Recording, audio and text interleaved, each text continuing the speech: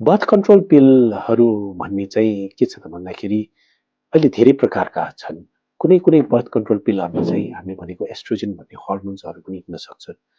जुनले चाहिँ कहिलेकाहीँ चाहिँ स्तन क्यान्सर बढाउन चाहिँ मद्दत गर्न सक्छ। यो बर्थ कन्ट्रोल पिलहरू भनेको सबै कुराहरू भनेको यो हर्मोनको चाहिँ सन्तुलनलाई चाहिँ तलमाथि गर्ने औषधिहरू हुन्। यस्तो औषधिहरूले चाहिँ केही न केही कहिले लामो समयसम्म प्रयोग गर्यो भने केही न केही विकारहरू गरेर आउँछ। त्यसैले यो हर्मोनहरूलाई चाहिँ सकभर चाहिँ हामीले अभोइड गर्ने कोसिस गरौँ या त लामो समयको लागि अभोइड खानेहरू चाहिँ या त सेवन गर्ने या त प्रयोग गर्ने चाहिँ कम गर्नु राम्रो हुन्छ है। जसले गर्दाखेरि चाहिँ स्तन क्यान्सरको रिस्क बढ्नेहरूलाई घटाउन सकिन्छ। त्यस्तै गरिकन भनौँ न महिनावारी बन्द भइसकेपछि पोस्ट मेनोपॉजल सिन्ड्रोम्सहरू भन्छ हो भन्ने जस्तो हुन्छ जसले गर्दाखेरि चाहिँ महिलाहरूलाई धेरै तातोहरू हुने हैन एकदम चिटचिट पसिनाहरू आउने धेरै थकानहरू हुने हैन काममा ध्यानहरू नहुने यस्तो सिन्ड्रोम्सहरू आउन सक्छ। जसलाई न्यून गर्नको लागि चाहिँ हामीले चाहिँ हर्मोन रिप्लेसमेन्ट ट्रिटमेन्ट भन्छौँ। यो पनि स्पेसली यो एस्ट्रोजनहरूलाई चाहिँ रिप्लेसमेन्ट गर्छौँ।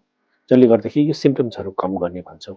तर यसले पनि लामो समय यो औषधिहरू सेवन गर्यो भने चाहिँ यसले पनि क्यान्सरको रिस्कहरू बढाउने सम्भावनाहरू बढी भएकोले हैन यस्तोहरूलाई पनि लामो समयसम्म सेवनहरू गर्नबाट चाहिँ हामी रोक्न जरुरी छ। कहिलेकाहीँ चाहिँ सानो छोटो समयको लागि यो सिम्पटम्सहरू कम गर्नलाई चाहिँ हामीले युज गर्नु राम्रो हो हैन।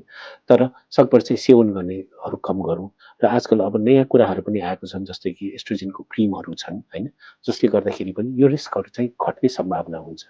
त्यसैले सकभर यो हर्मोनहरूलाई चाहिँ लामो समय प्रयोग गर्नु त्यति उपयुक्त रहँदैन।